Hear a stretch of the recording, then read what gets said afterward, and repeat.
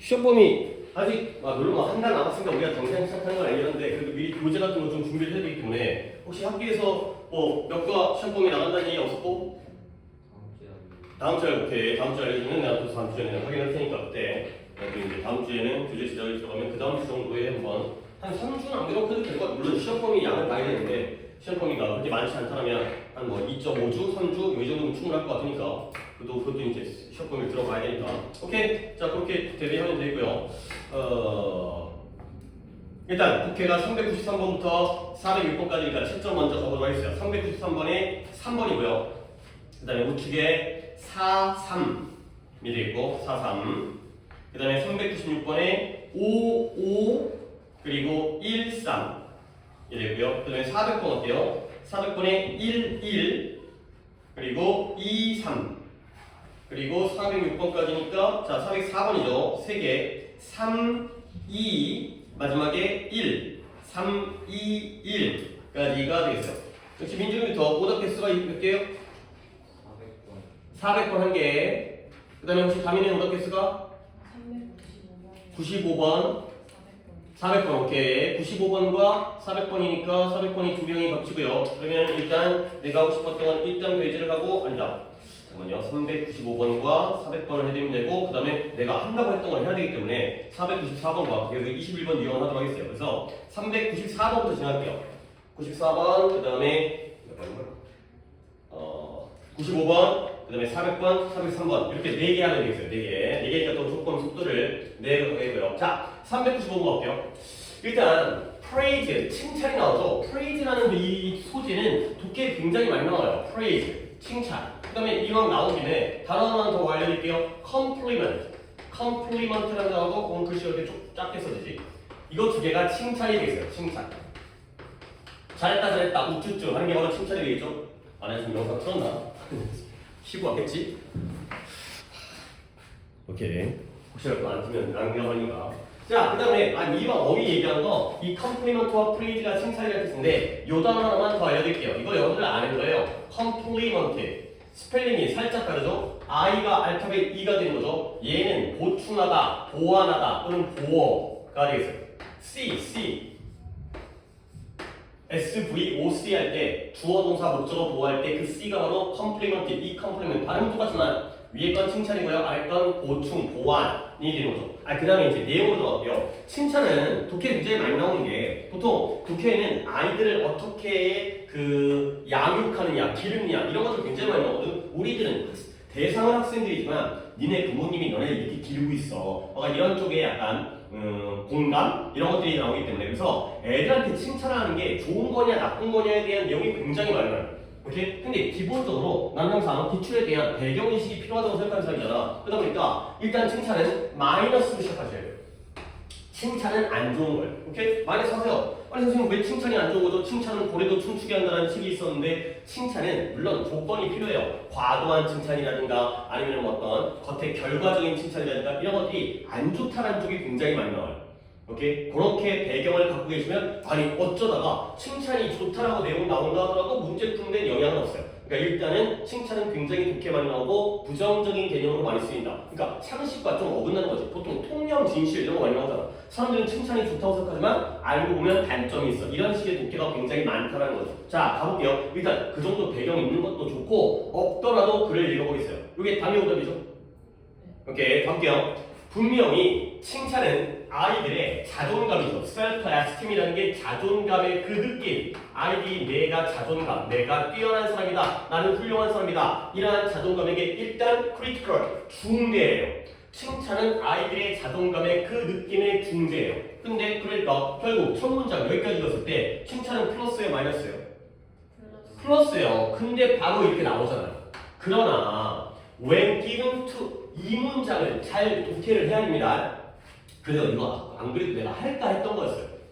자, 뒤부터 잘 보세요. 그러나 너무 작은 거에 대해서 너무 자주 주어지게 되면 그것은 실제 칭찬, 진짜 칭찬의 영향력을 죽여버리는 거예요. 근데 언제 죽여버리냐면 그것이 요청되어질 때에 죽여버리는 거죠. 오케이? 선생님 별것도 아닌 것 같은 문장인데요. 한 번 더 읽을 테니까 니네가 여기서 뭘 봐야 되는지 한 번만 생각을 해봐. 다시 한번 언제냐면 너무 자주 너무 작은 일에 대해서 주어질 때 그것의 영향력, 진짜 칭찬의 영향력을 죽이는 거예요. 근데 언제냐면 그것이 요구되어지고 요청되어질 때 call이라는 건 부르다 전화하지만 call for하게 되면 요구하다, 요청하다거든요. 자, 그러면 해석을 한 것 같지? 근데 니네가 이제 잘 주의해야 되는 건 이때 요 it과 요 it이 어떤 걸 가리키는지를 생각을 해야 되는 거야. 오케이? 조금의 시간을 드릴 테니까 저때 it이 뭘 가리키고 요때 it이 뭘 가리키는 건지 아직까지 나는 뭔가 말을 안 했기 때문에 두 가지가 같은 것일 수도 있고 다른 것일 수도 있어요. 하지만 여러분들이 판단을 해서 이때 it이 뭘 가리키고 이때 it이 뭘 가리켜서 같은 거구나 또는 다른 거구나 이런 것들을 생각을 해보라는 거죠. 한 번 더 나는 독해를 하고 있을 테니까 여러분들은 생각을 해보시고요. 분명 확실하게 칭찬이라는 건 아이들의 자존감의 그 느낌에 절대적이고 중대한 거예요.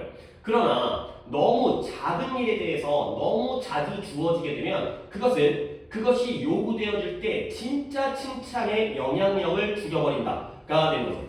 오케이? 자, 해석됐을까요? 자, 그러면 요때 it과 요때 it 뭘 먼저 찾아볼까? 일단 같은 건 것 같아요? 다른 건 것 같아요? 같은 거예요? 둘 다 뭔데요? 그쵸, praise 칭찬이죠. 근데 당연히 둘 다 칭찬이면 같은 칭찬일까? 이때 it은 칭찬은 칭찬인데 어떤 칭찬일까요? 그쵸, real praise예요. 진정한 칭찬이 요구되어질 때 얘는 똑같은 praise지만 real praise예요. 근데 진정한 칭찬이 요구되어질 때 진정한 칭찬이 지가 지혜에 자기의 영향력을 주기는 건 좀 이상하죠. 그러니까 이때 이또 칭찬은 칭찬이거든. 근데 어떤 칭찬이에요? 그치, 너무 작은 거에 대해서 너무 자주 주어지는 칭찬이에요. 오케이? 그러니까 별것도 아닌데 예를 들어서 우리 아이가 학교 갔다 와가지고 이제 엄마 오늘 시험 봤는데 이렇게 해서 반 50점 맞았어. 아니야, 50점 맞은 거는 또 칭찬을 해줄 수 있으니까. 애가 밥을 먹은 거야. 그러니까 어이구 내 새끼 밥도 잘 먹는구나 이런 것들. 아니 밥 먹는 게 뭐가 대단하다고. 아니 물론 꼬맹이가 밥 먹는 거겠지만 너 중학생이라든가 초등학생이 밥 먹었으니까 아이고 잘했다. 그 다음에 옷 입으니까 아이고 잘했다. 그 다음에 화장실 가가지고 오줌 싸니까 아이고 잘했다. 쓸데없는 거에 대해서 너무 자주 칭찬이 주어지면 그러한 칭찬, 그러니까 이때 칭찬은 칭찬은 칭찬이지만 너무 자주, 너무 often, too often, 그 다음에 너무 작은 일에 대한, 너무 쓸데없이 아무것도 아닌 거에 대한 칭찬이 바로 요즘에 진짜 이 빨간색 분필에 뭔가 문제가 있는 것 같아. 쓸데마다 풀어줘. 자, 어쨌든 간에 다시 이제 이렇게 하고 이러한 칭찬이 되는 거죠. 그러면 자, 이제 거의 이제 느낌을 봤으니까 결국 이것도 칭찬이고 이것도 칭찬인데 위에 있는 칭찬과 아래에 있는 칭찬 중에 하나가 플러스고 하나가 마이너스인 것 같잖아요. 그래서 아래에 있는 real praise가 뭐겠어요? 얘가 플러스예요. 얘가 진정 필요한 칭찬이에요. 근데 얘는 좀 쓰잘데기 없는 지나치게 쓸데없이 많이 하는 칭찬이 된 거죠. 칭찬을 적당히 해야 되는데 제대로 된 칭찬을 해야 되는데 너무 쓸데없는 많은 칭찬을 하면 진정한 칭찬의 영향력이 오히려 피해를 입게 되는 거야. 오케이? 요런 게 이제 글읽기라는 거죠. 그냥 순서대로 읽는 게 아니라 뭔가 이런 생각을 하는 거예요. 자, 이제 또 그다음 가볼게요. 그래서 모든 사람들은 뭐 할 필요가 있냐면 알 필요가 있어요. 뭘 알아요? 그들이 가치 있게 여겨진다는 거. 내가 valued 되어지고 있구나. 그 다음에 내가 인정되어지다. appreciate라는 거는 이해하다, 인정하다. 내가 인정받고 있구나. 물론 감사하다 할 때도 있지만 그러니까 노랭이랑 하얀색은 안 풀어지는데 요즘 빨간색은 대면 풀어져. 자, 그러니까 모든 사람은 내가 누군가에서 같이 되어가지고 내가 남들에게 인정받고 있다는 걸 알 필요가 있고요. 그리고 이 칭찬이라는 건 그러한 느낌을 표현하는 한 가지 방법이기도 해요. 그러한 느낌이 어떤 느낌이에요? 내가 뭐 되어지고 있다는 느낌? 인정받고 내가 가치 있게 여겨지고 있다는 그러한 느낌을 표현하는 방법이니까 이 문장에서의 칭찬은 플러스에 마이너스예요. 플러스예요. 좋은 거죠. 여러분들이 소중한 존재라는 걸 알려주는 거예요. 아이고 잘한다. 나도 칭찬 가끔 하잖아요. 근데 또 나오잖아요. 그러나 오직 뭐 할 때에만 그러냐면 무언가는 무언가인데 praise worthy, 가치 있는, 칭찬한 가치가 있는 것이 성취되고 달성되어질 때에만 그렇다는 거예요. 결국 너무 적은 거에 대해서 아무 때나 칭찬하지 말고 진짜 칭찬하면 정말 잘했을 때 그럴 때에는 칭찬을 해야 되는 그런 상황이 그래야지만이 우리가 내가 진짜 가치 있는 존재구나, 내가 남에게서 인정받구나. 이걸 진짜 느낄 수 있게 한다는 거죠. 의미 있는 칭찬을, 칭찬할 가치가 있는 것들에 대해서만 칭찬을 한다는 거예요. 오케이? 자, 그래서 award가 상이죠. reward는 보상이에요. 비슷한 건 비슷한 거죠. 우리가 뭔가 상을 주잖아요. 근데 상은 뭐여야 하냐면 보상이어야 되는 거예요. 근데 상이 그냥 주는 게 아니라 이거에 대한 보상이어야 돼요. 근데 뭐에 대한 보상이냐면 긍정적 행동에 대한 반응이어야 되고요. 그 다음에 뭔가를 잘한 것에 대한 어떤 존경과 공경이 되는 거죠. honor, 명예로움이 되는 거죠. 그러니까 보상이라는 건 쓸데없이 뭔가를 잘못했는데 친구를 때렸어. 어이구 잘했다. 맞는 거보단 때리는 게 낫지. 이거보다는 친구를 도와준다거나 아니면 뭔가 시험을 정말 잘 봤다거나 이런 거에 대한 반응과 이런 거에 대한 명예로움이 바로 보상인 거죠. 아무 때나 주면 안 된다는 거야. 잘했을 때 줘야 된다는 거죠. 오케이? 그래서 우리가 이러한 존경, 이러한 명예를 너무 가볍게, 이렇게 힘들죠? 너무 가볍게 이러한 공경과 명예를 나눠주는 거죠. 나눠주는 거에 있어서의 지금까지 늘 존재하고 있는 그러한 위험, 이렇게 너무 가볍게 칭찬을 했을 때 너 잘한다, 너는 대단하다 이렇게 명예로움을 줬을 때 그 위험성은 뭐냐? 아이들이 이제 어떻게 되는 거예요? 위험성이니까 뭔가 나빠지겠죠? 의존하게 되는 거야. 그것들에게 의존하게 되는 거야. 그리고 오직 그것들을 하죠. 근데 어떨 때 그것들이 그 상을 갖다가 초래할 거라는 걸 아는 것들, 그들이 아는 것들만 오직 하게 되는 그러한 상황이 되겠어요. 그러니까 진짜 이게 고1 독해이긴 하지만 우리가 아직 고1도 안 되긴 했지만 벌써부터 잘 봐야 돼요. 그러니까 이 문장이 굉장히 좋아요. 한번 더 볼게요. 봐봐요.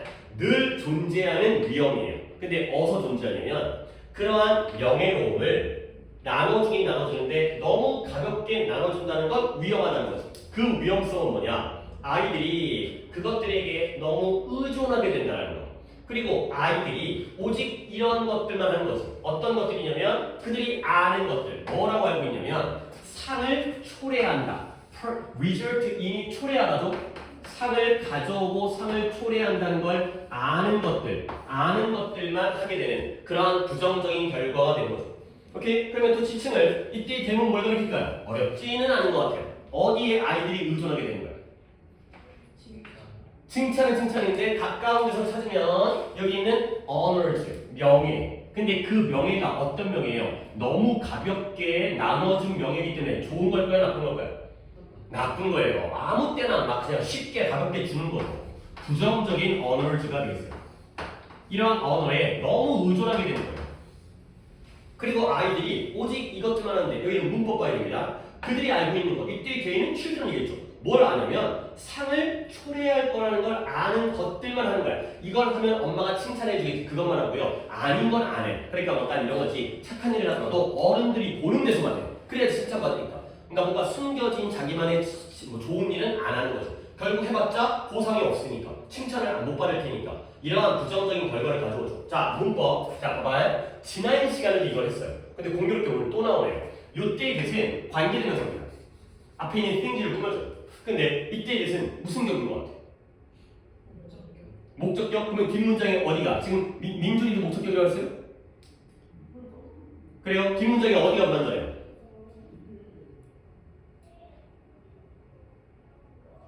오직 그러한 것들만 하죠? 근데 그 것들이 어떤 것들이냐면 걔네들이 알고 있어요.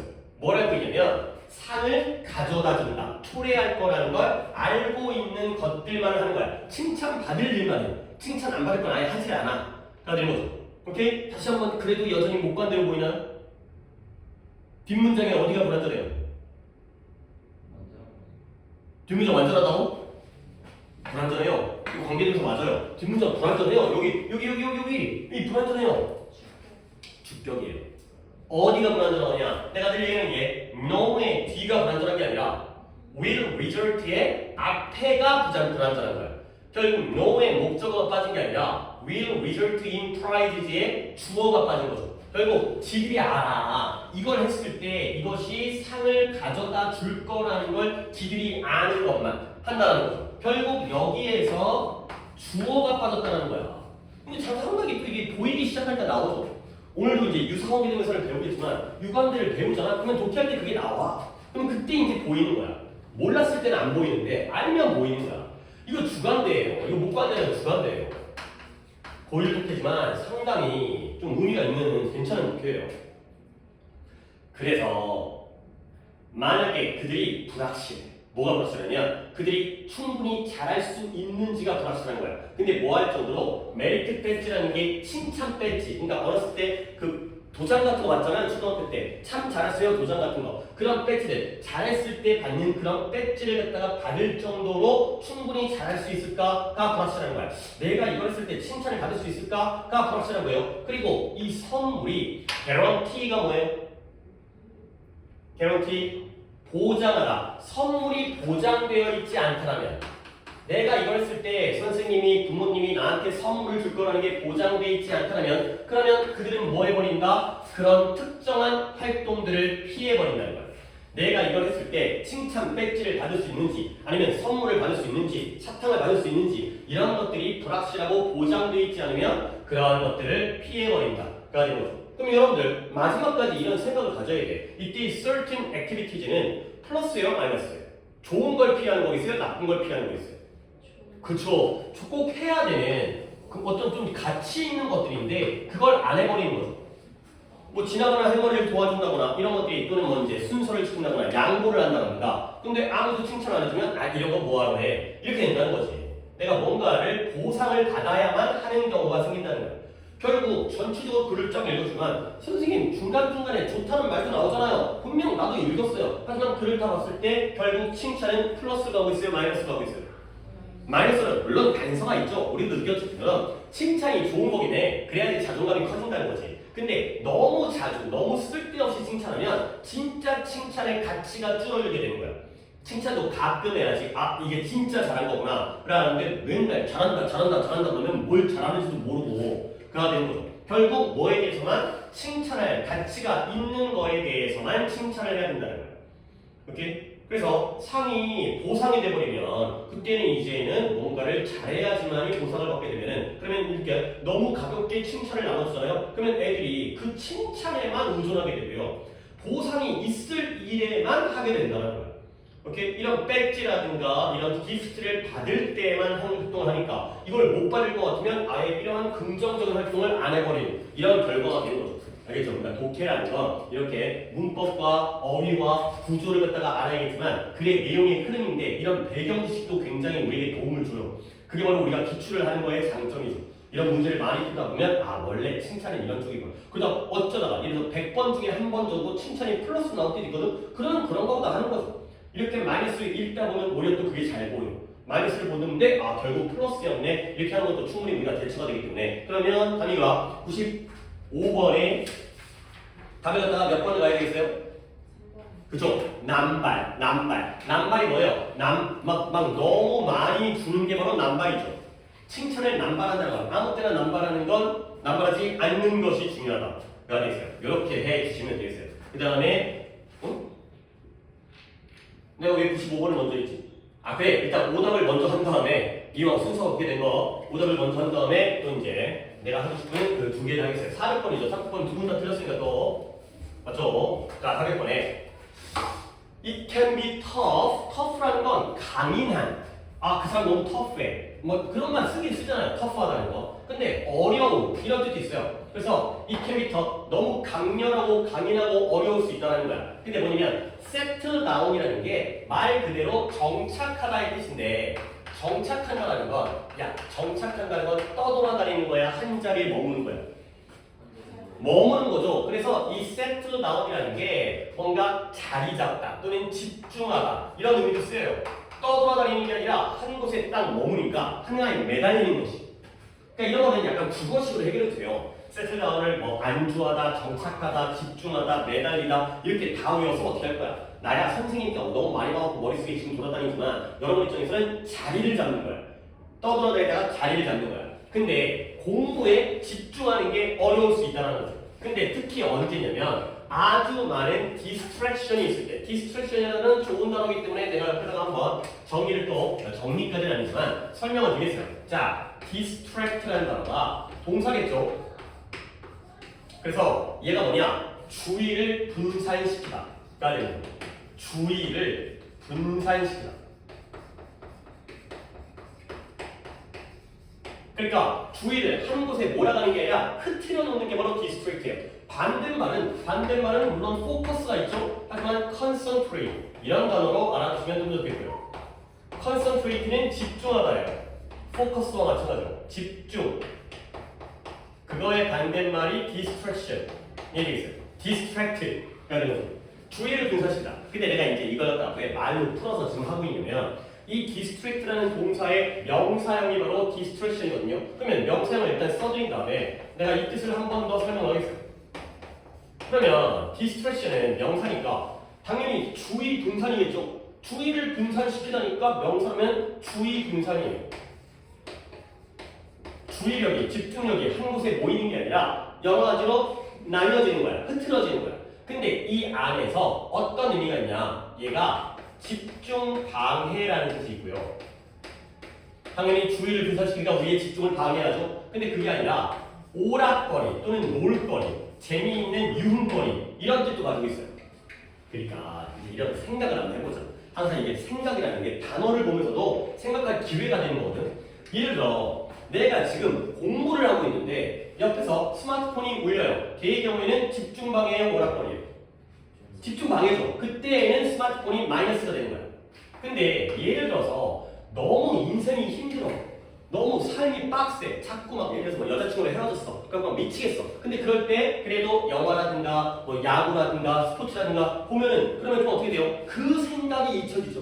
그러니까 내가 하고 있는 일이 좋은 일일 때에는 그 주의를 분산시키는 건 마이너스예요. 근데 내가 빠져들고 있는 게 좀 나한테는 부정적인 거예요. 너무 안 좋은 거에 내가 막 빠져들고 있어. 그럴 때 그것으로부터 주의를 갖다가 분산시키는 건 오히려 플러스가 될 수 있죠. 머리를 식힐 수 있으니까. 그런 의미에서 두 가지의 관점으로 둘 다 쓰인다는 거예요. 똑같이 주의를 분산시키지만 해야 되는 일로부터 분산을 시키면 마이너스고요. 쓸데없이 하면 안 되는 일에 우리가 빠져들 때가 있잖아요. 거기 매달릴 때가 있잖아요. 그럴 때는 오히려 플러스가 된다는 거야. 오케이? 요런 의미로 이해를 해주시면 굉장히 도움이 돼요. 자, 그럼 다시 한번. 공부에 집중하는 게 어려울 수 있다는 거야. 근데 특히 어떨 때 너무 많은 디스트랙션이 존재할 때 이때 이 디스트랙션은 플러스의 의미로 쓰인 거야? 마이너스의 의미로 쓰인 거야? 그렇죠. 내 공부를 방해하는 그러한 요소들이 많으면 뭐 친구라든가 스마트폰이라든가 TV라든가 아니면 뭐 유튜브라든가 이런 것들이 되겠어요. 이렇게 기억을 하시는 게 되게 좋아요. 자, 그 다음 또 가볼게. 대부분의 젊은이들이 좋아해요. 뭘 좋아하냐면 아니 컴바인이라는 건 결합하다의 뜻이잖아요. 그러면 내가 또 어떻게 수업할까요? 컴바인이라는 동사에다가 밑줄을 치고요. 뒤에 어느 전치사에다가 같이 밑줄을 치면 문장 구조가 잘 보여요. 그래, 이런 느낌인 거야. 이게 외워도 되겠지만 왠지 그럴 것 같죠? Combine A with B. 그러면 또 이제 문장 구조가 잘 보이는 거야. 이런 식을 갖다 많이 해둘수록 독해가 빨라져요. 문장이 길어진다니까 이제 요 A 자리가 겁나게 길어지고 요 B 자리가 겁나게 길어지는데 이미 길어졌네. 결국 젊은이들은 뭘 좋아한다? 약간의 숙제를 결합시키는 걸 좋아해요.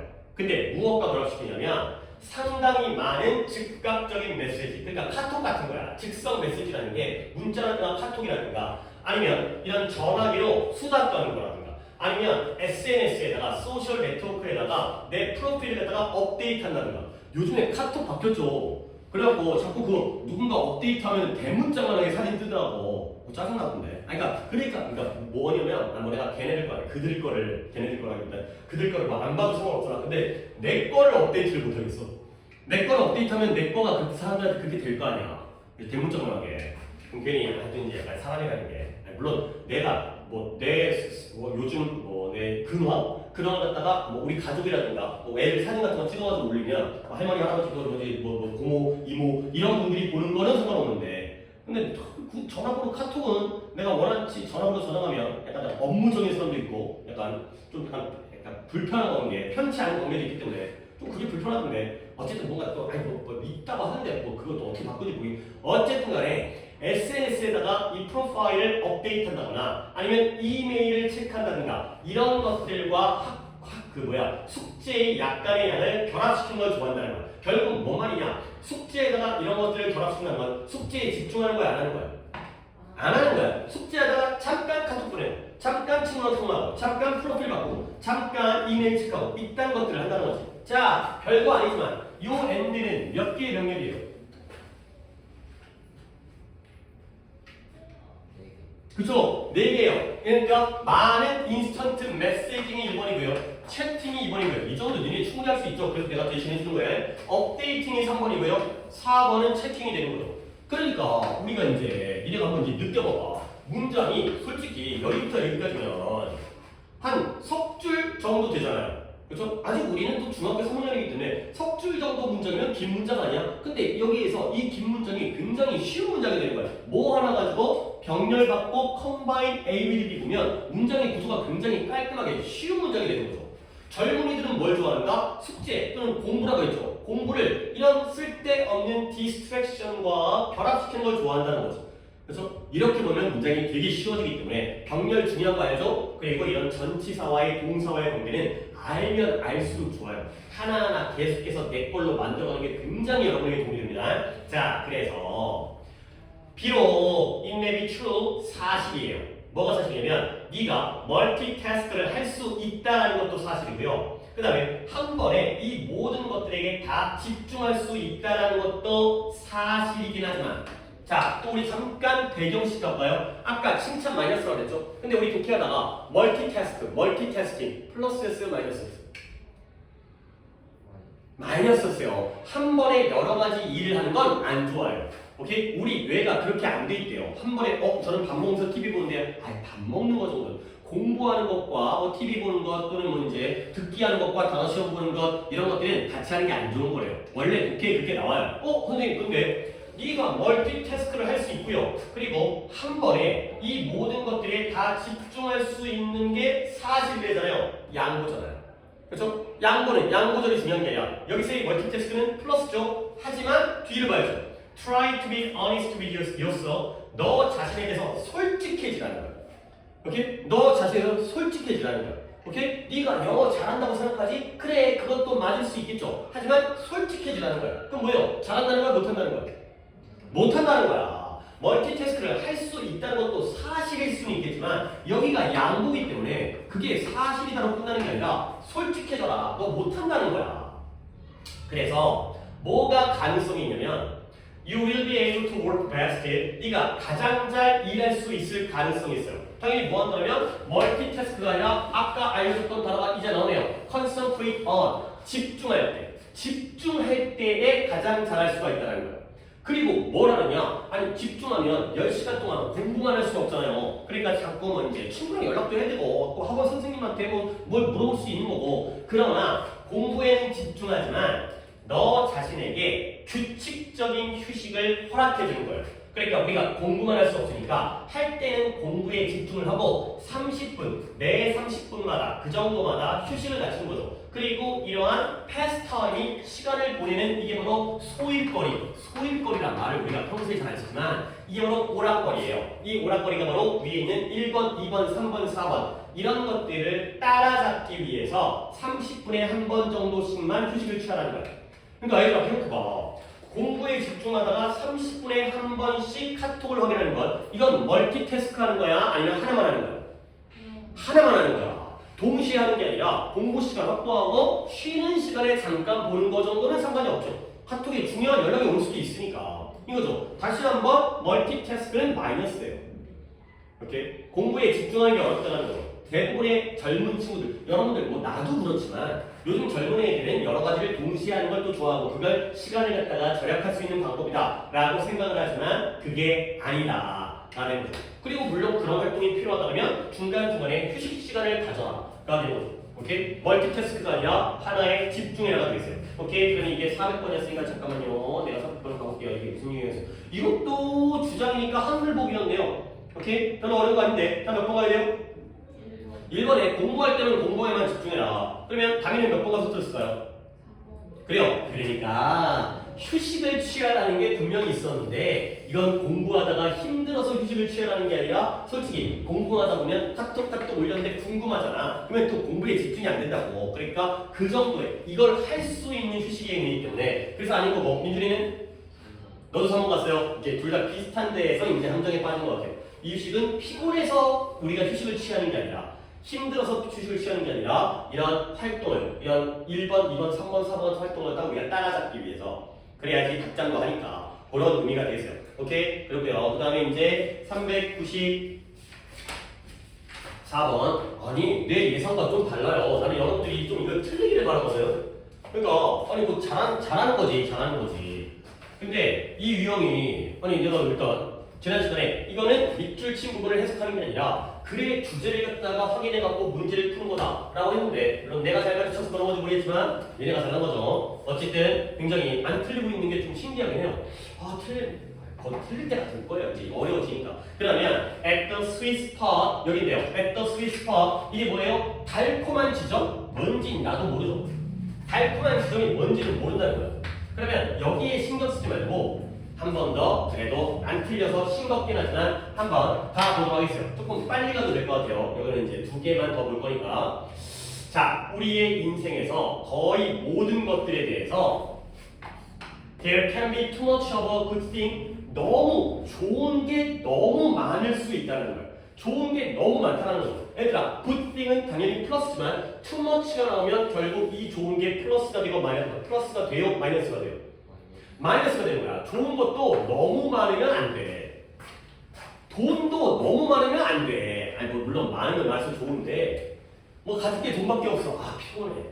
너무 이뻐도 안 돼. 너무 똑똑해도 안 돼. 너무 착해도 안 돼. 이럴 수 있잖아요. 그렇죠? 그러니까 아무리 좋은 것도 너무 많으면 안 좋을 수 있다는 거야. 그래서 심지어 우리 인생에서 가장 좋은 것들이 그렇게 과잉으로는 excess라는 단어 한번 정리할까? excess가 exceed부터 할게요. exceed가 동사예요. exceed가 동사로 초과하다. 초과한다는 건 뛰어넘는 거죠. 넘치는 거예요. 넘치는 거. 그러면 이거의 형용사형은 excessive가 되겠어요. 얘는 형용사형으로서 과잉에 과잉을 남는다는 거죠. 지나치게 많다는 거죠. 그리고 이거의 이제 명사형이 excess가 되겠어요. excess가 명사로서 초과, 과잉, 넘는 거, 모자른 게 아니라 남는 거. 그러면 exceed, excessive, excessive. 이게 딱 형용사형, 명사형, 동사형으로 해주시면 좋아. 고등학교 가잖아요. 그러면 서술형은 이제 아직 본 적도 없지만 서술형에서 이런 식으로 주어진 단어를 갖다가 변화형으로 써야 돼. 그러니까 문장 영작을 하는데 그 단어를 그대로 쓰면 품사가 안 맞아가지고 그 자리에 들어갈 때 그 단어를 갖다가 변화형으로 바꿔 안 보여줘요. 우리가 평소 실력으로 알고 문제를 풀어야 되는 거거든. 그러다 보니까 이런 것들도 쌓여야죠. 다시 한번 너무 많으면 아무리 좋은 것도 그렇게 좋지가 않을 수가 있다는 거죠. 오케이? 자, 그래서 이러한 개념, 아무리 좋은 것도 지나치면 안 좋다라는 개념이 토론되어졌어요. 논의되어졌어요. 언제요? 적어도 아리스토텔레스만큼 거슬러 올라가서 기원전에 살고 있는 그리스의 철학자 이 사람까지 거슬러 올라갔다는 거죠. 아니 솔직히 여러분들 아리스토텔레스 그렇게 겁나 많이 나온다. 아리스토텔레스가 철학자인 걸 알고 있죠? 몰라서요. 철학. 물론 그 당시에는 이게 옛날에는 지식이 지금에 비해서는 얕다 보니까 깊지 않다 보니까 철학자가 수학도 공부하고요. 그 다음에 의학도 하고요. 그 다음에 정부에서 뭐 공무원도 하고요. 그러니까 정치도 하고 별걸 다 해요. 그러니까 혼자 다 하는 거야. 아니 레오나르도 다빈치 들어봤죠? 이 사람 뭐 하는 사람이에요? 화가이자 의사이자 그 다음에 발명가이자 그 다음에 수학자예요. 그 미분을 갖다가 그 사람이 하는 거예요. 미분? 맞아요. 레오나르도 다빈치가 미분도 만들었어요. 미적분 할 때 미분. 그러니까 그때는 공부를 좀만 하면 엄청 그러니까 집에 좀 돈 좀 있어. 그러니까 다 옛날에는 그러니까 몇천 년 전 얘기잖아. 1000년 전, 2000년 전 얘기니까 지금이야. 아니 의사가 의대 가려면 수학 잘해야겠지만 각자의 전문 분야가 있잖아요. 왜냐면 깊이가 깊어졌기 때문에 그런 거야. 영어 선생이 수학을 못 가르칠 거 아니야. 근데 옛날에는 좀만 공부하면 다 할 수 있었다는 거죠. 뭐 구구단 좀 외우고 뭐 피타고라스의 정리 좀 하고 제곱 좀 할 수 있으면 수학도 가르치고요. 대충 다른 말 대충 좀만 할 수 있으면 그것도 가르칠 수 있고 법률도 알고 의학도 알고 미술도 잘하고 뭐 이런 것들이기 때문에 혼자 다 잘해요. 그때 내가 뭔 얘기하려고 하냐면 그냥 이건 적을 정도는 아니고 그냥 들어보세요. 소크라테스 알죠? 들어봤잖아요. 그렇죠? 그리스의 철학자 플라톤 알아요? 플라톤? 들어봤잖아요. 그렇죠? 아니 들어봤다 쳐요. 들어봐야 돼요. 독해 너무 많이 나오니까. 소크라테스의 제자가 플라톤이에요. 플라톤의 제자가 아리스토텔레스예요. 오케이? 아리스토텔레스의 제자는 알렉산더 대왕이에요. 알렉산더 대왕이 뭐예요? 그 그리스의 미케네라는 왕국에서 황제였잖아요. 그래서 그 지중해를 갖다가 다 통일시켰던 그런 황제잖아. 그러니까 소크라테스는 철학자였고요. 그 다음에 플라톤도 철학자인데 아리스토텔레스부터는 조금 정치 쪽으로 빠졌어요. 그래가지고 왕을, 황제를 가르치는 스승이 된 거야. 그러니까 약간 이제 어떤 명예라든가 권력 쪽에 조금 신경을 쓴 거죠. 연구만 하는 게 아니라 왕을 갖춰갖고 거기서 좀 약간 뭐 덕을 좀 받겠지. 그런 거 대충 알아야 됩니다. 그런 이제 관계를 독해 너무 많이 나오니까 아리스토텔레스 일단 옛날 사람 그때로 거슬러 올라가는 거야. 옛날부터 그랬다는 거야. 자, 아리스토텔레스는 뭐라고 주장했냐면 being virtuous가 미덕이에요. 미덕. 아름다운 덕목이죠. 우리가 미덕이 되는 건 뭘 의미한다? 균형을 찾는 걸 의미한다는 거야. 얘들아, 여기까지 읽었을 때 지금까지 읽었을 때 두 단어의 대조관계를 한번 찾아보세요. 단어 두 개를 골라서 그런 키워드가 보여야 되거든. 이 단어와 이 단어가 서로 반대말이야. 그쵸? 액세스와 밸런스. 그래요. 그러니까 이건 너무 많은 거고 균형은 적당한 거잖아요. 이런 식의 대조관계가 보이면 글이 굉장히 눈에 잘 보여요. 그래서 예를 들어 봐봐요. 사람들은 용감해야죠. 겁쟁이면 안 되지. 그러나 만약 그가 너무 용감하잖아요. 그러면 그들은 어떻게 되는 거지? reckless라는 게 부주의한, 무모한, 간땡이가 배 밖으로 나온 거야. 그러니까 용감하려도 어떻게 용감해야 돼? 적당히 용감해야 돼. 지나치게 초과적으로 용감하게 되면 그거는 reckless가 돼버린다는 거죠. 그 다음에 사람들이 남을 잘 믿어야 돼. 아니 내가 수업하는데 선생님 저 뻥치는 것 같은데 믿지 말아야지. 그럼 안 되죠. 내가 내 말을 믿어야죠. 근데 너무 지나치게 잘 믿으면 그들은 굴러먹어 속아 넘어가기 쉬운 약간 좀 병신같이 맨날 거짓말해도 다 속는 그렇게 여겨질 수 있다는 거야. 남을 신뢰하는 것도 지나치면 안 된다는 거야. 적당히 해야 되는 거야. 그래서 이러한 특징들, 용감함이라든가 남을 믿는다든가 이러한 특징들에 대해서 가장 좋은 것보다 피하는 거예요. 뭘 피하는 거냐? deficiency와 excess를 피하는 거예요. 한 번 더, excess는 과잉이고요. 그 다음에 deficiency는 결핍이에요. 근데 어떻게 해야 돼? 두 가지를 다 피해야 돼요. 그러니까 결핍은 뭐야? 부족한 거 좋은 거야, 나쁜 거야? 이걸 피하는 게 최고니까요. 부족한 거 좋은 거야, 나쁜 거야? 나쁜 거야. 넘쳐 흐르는 거 좋은 거야, 나쁜 거야? 나쁜 거야. 둘 다 피하는 거야. 결국 밸런스가 플러스가 되는 거죠. 적당하게. 그래서 최고의 방법은 뭐예요? 달콤한 지점에서 우리가 살아가는 거예요. 달콤한 지점이 뭐야? 갑자기 뭔가 뭐 사탕 얘기도 아니고 당분, 설탕 얘기도 아닌데 왜 달콤한 거죠? 이 달콤한 건 플러스니까 결핍도 아니고 과잉도 아니고 밸런스가 되는 거죠. 이렇게 문제를 풀어주시자. 물론 여러분들이 약간 뭐라 본능적으로 나한테 배워서가 아니라 원래 저는 그렇게 글을 읽고 있어요. 얼마나 좋은 거겠어요. 그죠? 이게 바로 행복을 최대화시킬 수 있다는 거야. 아리스토텔레스의 제안은 뭐냐? 미덕은 정확하게 나왔네요. 미드 포인트 가운데점에 있다는 거야. 가운데 지점에 있다는 거야. 그러면 그 가운데 지점이 어디냐면 관계부사네요. wherever 미드 포인트를 꾸며주겠습니다. 누군가가 둘 다 아니죠. 너무 관대한 것도 아니고 너무 스팅지는 인색한. 그러니까 사람이 너무 관대도 안 돼. 간이고 슬기고 다 빼주게 되면 지가 그지를 거 아니야. 근데 그렇다고 너무 아끼고 자린고비처럼 인색해도 안 돼. 과잉은 안 되는 거야. 그 다음에 너무 두려워해도 안 되지만 너무 무모할 정도로 용감해도 안 되는 거지. 그게 바로 미드 포인트. 한쪽에 치우치는 게 아니라 또는 그게 너무 부족한 게 아니라 가운데에 적당히 있어야 되는 그런 상황이 되겠어요. 이렇게 문제를 푼다. 그러니까 우리는 여기서 뭘 골랐다? 밸런스와 미드 포인트가 바로 이 글의 플러스의 주제가 되는 거죠. 그러니까 답이 몇 번이 되는 거죠? 4번에 two extremes, 두 가지의 극단적인 것. 여기가 바로 excess가 되겠죠. 이 두 가지의 극단적인 것의 가운데가 되는 거죠. 이런 식으로 문제를 갖다 충분히 풀 수 있다는 거죠. 잘했어요. 그 다음에 403번. 403번. 해야 되겠어요. 그래서 앞으로도 계속 좀 이렇게 요 유형은 우리가 완전히 익숙해질 때까지 이거 진짜 잘 풀었어요. 니네가 잘하는 거야, 이거는. 그러니까 니네 진짜 니네가 안 되는 애들이면 내가 이런 얘기 왜 하겠냐? 그렇지? 될 것 같은 애들이니까 내가 이런 얘기 하는 거 아니야. 그러니까 니네가 진짜 가지고 있는 게 있어. 좋은 장점을 가지고 있어. 니네가 나이가 아직까지는 어리지만 아직 고등학교도 안 들어갔잖아. 근데 내가 이제 다 고3까지 수업을 하잖아요. 그러면 오히려 고등학생보다 사고 능력이 더 좋아 보일 때가 있어. 이거 잘 판단하는데 아까 그 일 있잖아. 이게 real praise인지 아니면 명확하게 안 나와있지만 너무 자주 너무 쓸데없이 하는 칭찬인지 이런 거 생각하는 거 이게 쉬운 일이 아니야. 이게 아무리 공부를 많이 했다 하더라도 그건 좀 또 다른 개념이거든. 그걸 얘가 갖추고 있다는 게 나는 굉장히 긍정적으로 생각해. 근데 그것만 그건 약간 좀 타고난 것 같기도 해. 약간 뭔가 타고났다는 게 진짜 응애할 때부터 타고난 게 아니라 평소에 어렸을 때 책을 좀 읽었다든가 부모님과 대화를 하면서 또는 뭔가 뭐 글을 읽으면서도 그게 약간의 연습이 돼가지고 그러니까 타고났다는 건 나를 만나기 전에 얘가 갖추고 온 거잖아. 그렇지? 근데 나를 만났을 때 그게 아예 없는 애도 있다고. 그럼 진짜 같이 좀 깝깝해. 뭐 내가 걔들한테 이런 얘기 하지 않지만 뭐 못하는 애들한테 못한다고 하면 안타까우니까. 근데 잘하는 애들한테는 얘는 그런 능력이 있다니까. 그러니까 너네들은 또 그 다음 단계 단어 외우고 문자 구조 확실하게 하고 문법하는 거 쌓이고 그 다음에 듣기 같은 거 복습하고 그다음에 이런 좀 그런 노력, 그러니까 꼼꼼함 가지고 있는 게 있으니까 그런 꼼꼼함을 좀 더 챙기시면 진짜 좋은 것 같아. 그러니까 좀 해봐 이제. 그리고 우리 기간이 얼마 안 남았잖아 이제. 바로 지금 6개월 있으면 이게 고등학생이야. 그잖아요. 10, 11, 12, 13. 그러니까 좋겠는데.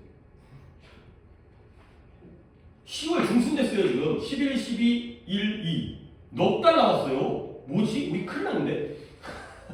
넉 달이면 고등학교 입학한다고. 그러면 첫 시험은 3월 모의고사. 우리가 지금 모의고사 클리닉 하는 게 3월 모의고사니까 그런 거 보겠죠. 근데 4월 말에 내신이니까 그래 거기까지 하면 6개월이다. 그렇죠? 4월 말까지 하면 6개월.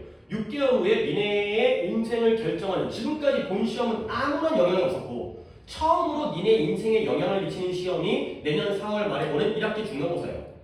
니네 대학에 영향을 미치는 거야. 보자마자 망해가지고 나는 정시로 갈 거예요. 말이 안 돼, 진짜. 아니, 뭐, 이건 나중에 얘기하도록 하고. 아니, 수능 잘 봐가지고 정시 가면 되죠. 야, 전국에 그 생각을 가진 애가 한두 명이겠냐. 당연히 모든 애들이 내신을 따기가 힘드니까 다 정시 쪽으로 가겠지. 그러니까 왜 굳이 어려운 길로 가려고 그래. 고등학교 내신 잘 따는 게 제일 편하게 되었다는 거야. 그게 물론 어렵지만 어려우니까 그걸로 가는 게 편해지는 거죠. 쉬운 길을 가다 보면 어려워지겠지. 근데 어려운 길을 가면 오히려 쉬워지는 거지. 뭔 말인지 알죠? 그치? 남들이 안 가잖아, 어려운 길을. 그러면 나 혼자 가다 보니까 경쟁률이 낮지. 근데 편한 길은 남들 다 가니까 거기는 당연히 경쟁률이 높지. 남들 다 가려고 그러니까. 그러니까 그 6개월 후를 갖다 생각하면서 지금부터 좀 공부를 하셔야 되겠어요. 갑자기 좀 마음이 좀 조급해졌는데. 가볼게요. 403번. 밑줄은 어디 있는 거야? 밑줄은 information blinded가 되겠어요. 아니, information은 정보인데요. blinded는 눈이 먼 거잖아요. 정보에 눈이 멀었다? 뭔 말인지 내가 어떻게 하겠어요? 나도 몰라요. 갑니다. 기술은 의심스러운 장점을 가지고 있어요. 자, 그러면 장점은 플러스인데 의심스러우니까 합쳐서 뭐가 돼버려요? 마이너스가 돼버리는 거야. 뭔가 장점이 있긴 한데 약간 의심스러워. 뭔가 분명하고 확실한 게 아니라 이게 좀 의심스러운데 좋아 보이긴 한데 의심스러운데 우리는 또 나오네요. 밸런스를 해야 되는 거야. 근데 무엇과 무엇의 밸런스냐? 전치사는 아니지만 이 versus라는 게 이게 vs잖아요. 이게 against의 뜻이잖아요. against가 뭐예요? 한일전 할 때 코리아 vs 한일 이거죠. 뭐 축구를 한다. 오늘 또 이제 야구를 하긴 하는데 하나랑 삼성이랑 비교하지 않았는지 모르겠지만 얘와 얘가 서로 대항을 하는 거지. 이 versus라는 게 라틴어이긴 하지만 against의 역할. 결국 무엇과 무엇 사이에 균형을 잡게 되느냐. 이런 것도 이 versus를 하면 너무 많은 정보와 그리고 오직 올바른 정보만 사용해서 의사결정을 단순하게 유지하는 것 사이에서의 균형을 찾아야 되는 거야. 그러니까 생각해봐요. 정부가 너무 많은 건 좋은 걸까 나쁜 걸까? 나쁜 거죠. 그리고 여기도 올바른 정보만을 사용해서 의사결정 과정을 간단하게 만드는 것이 B가 되는 거죠. 이 AND에다가 B를 쓸게요. 그러면 물론 어떻게 돼? 솔직히 우리 이렇게 한번 해보자. 나도 이런 생각을 하니까 같이 한번 의견을 맞춰보는 거지. 너네 A랑 B 둘 중에 하나를 선택하라면 뭘 선택해야 돼? 뭐가 플러스가 되는 거야? B죠. 그렇죠? 이건 명확하게 마이너스니까. 근데 여기에 밸런스라고 돼 있지. 그러니까 우리는 더 좋은 건 뭐예요? 양쪽의 가운데 정도가 더 좋은 거지. 그러니까 예를 들어서 이게 너무 많은 정보면 이건 너무 적은 정보일 수 있잖아요. 그거보다는 적당한 정보의 균형을 찾아야 돼. 근데 만약에 둘 중에 하나를 고르라면 A보다는 B 쪽에 좀 더 가깝게 되겠어요. 지나치게 많은 정보보다는 적당한 정보, 필요한 정보 쪽으로 가는 거니까. 그런 느낌이 되니까. 그래서 인터넷에 아주 많은 공짜 무료 정보, 이용 가능한 문제에 대해서 그런 정보를 갖다가 만들거든요. 그래서 우리가 그 모든 것들을 다 고려해야 한다고 생각해. 결정을 내리기 위해서. 나 혼자 필요한 문제, 이 문제가 시킬 것 같다. 이 문제가 내가 왜 시킨 게 좋냐면 봐봐요. 여기 so 보이죠? 아니 so가 아무 때나 나올 수도 있지만 so에다 동그라미 쳤다는 건 뒤에 또 어떤 것을 너네가 같이 봐주면 좋은 거예요. 그래 그런 게 눈에 보이기 시작하면 이것도 하나의 문장 구조가 깔끔해지는 거야. 인터넷이 너무 많은 무료 정보가 어떤 문제에 대해서는 이용 가능해요. 아니 뭐 검색만 하면 정보 양이 엄청나게 나오잖아. 다 보지도 못해. 그러다 보니까 결과적으로 우리는 결정을 내리기 위해서는 그 모든 정보를 다 고려해야 된다고 생각한다는 거야. 이것도 봐야 돼, 저것도 봐야 돼, 이것도 봐야 돼. 그러다 보니까 우리는 계속해서 인터넷에서 답을 찾게 있고 되는 거죠. 오케이? 그러면 여기 봤을 때 너무 많은 정보 때문에 계속해서 인터넷에서 정보를 찾는 것 플러스 마이너스 마이너스가 된다는 거야. 그러므로 이것이 우리를 인포메이션 블라인디드하게 만드는 거죠. 결국 인포메이션 블라인디드는 플러스에 마이너스가 되는 거야. 정보에 눈이 멀게 만드는 거야. 근데 정보에 눈이 멀게 만드는 게 어떤 건지 나도 잘 모르겠는데 예시가 나왔죠. 사슴은 사슴인데 자동차의 전조등 속에 있는 사슴이에요. 봐봐요. 어두울 때랑 밝을 때 중에서 언제가 더 잘 보여? 밝을 때. 근데 자동차의 전조등은 니네가 길 가다가 갑자기 자동차가 나한테 라이트를 갖다 쏘잖아요. 그러면 너무 밝지. 너무 밝아서 그때는 또 어때? 보여요? 잘 안 보여요? 안 보이죠. 이런 거라니까 적당해야 돼. 이 빛과 정보라는 게 빛이 너무 과해도 안 보이잖아요. 눈이 부셔서 안 보이잖아. 정보도 너무 많아도 오히려 안 보이는 거예요. 정보든 빛이든 없는 것보다는 있어야겠지만 결국에는 적당해야 된다는 거지. 읽다 보면 읽은 내용들이 나온다니까. 진짜 신기해. 이 기출이 돌고 돌다 보니까 여러분들에게 써먹을 수 있는 소재는 뻔해요. 물론 아까 부모, 뭐 칭찬 이런 것도 나오긴 하지만 그러니까 뭐 불륜 이런 거 안 나올 거 아니야. 그러니까 이제 고등학교 시험 문제에 그런 건 안 나오잖아. 그러니까 나오는 소재가 뻔하다는 거야. 맨날 거기서 거기야. 근데 뭐 할 때 이런 개인적이거나 사업적이거나 다른 결정을 내릴 때 너무 정보가 많으면 안 된다는 거야. 그러면 자 오늘날 어떤 것이든 성공하기 위해선 우리는 뭐 해야 돼요? Keep in mind 명심해야 돼요. 뭘 명심하느냐? 참 또 비유가 예시가 장님들의 땅에서 외눈박이 눈이 한쪽인 사람이 어때요? 겉으로 보기에는 불가능한 걸 성취할 수가 있다는 거죠. 오케이? 그러니까 이제 뭐야? 봐, 우리는 눈을 두 개를 가지고 있지. 근데 봐봐, 우리에서 예를 들어서 눈이 안타깝긴 하지만 눈이 한쪽밖에 없어요. 그럼 걔는 정상이야, 비정상이야? 비정상이잖아요. 근데 이 세상이 이 나라가 아무도 눈이 없어요. 눈이 다 안 보여요. 그럴 때 눈이 한쪽만 있으면 이 사람은 얘네들에 비해서는 좋은 거야, 나쁜 거야? 좋은 거잖아. 한쪽 눈만 있다는 것만 해도 겉으로 보기에는 불가능한 거를 달성할 수 있다니까. 엄청난 일을 할 수 있다니까. 오히려 그러니까 눈이 없는 것보다는 눈이 한쪽이라도 있는 게 더 좋다는 거죠. 그래서 한쪽 눈만 있는 사람이 이해하는 거야. 뭘 이해하느냐? 이 분석을 간단하게 유지하는 것의 힘을 이해하는 거죠. 한쪽 눈만 있으니까 모든 걸 다 받아들이는 게 아니라 좀 걸러 받아들이겠죠. 그런 다음에 그래서 결정을 내리는 사람이 될 거죠. 그가 그의 직관의 한쪽 눈을 사용할 때 한쪽 눈만 적당한 정보를 이용하는 게 더 좋아진다. 그래서 정보에 눈이 먼다라는 건 얘는 뭐다? 정보가 너무 많다라는 거야? 너무 적다라는 거야? 너무 많다라는 거야. 너무 많아서 오히려 눈이 멀게 되는 그러한 상황이 되는 거죠. 이게 바로 글의 주제입니다. 없어도 안 되겠지만 눈이 안 보여도 안 되겠지만 한쪽 눈만 있어도 훌륭하다, 충분하다가 되는 거죠. 그래서 답이 몇 번이돼요? 3번에 봐봐요.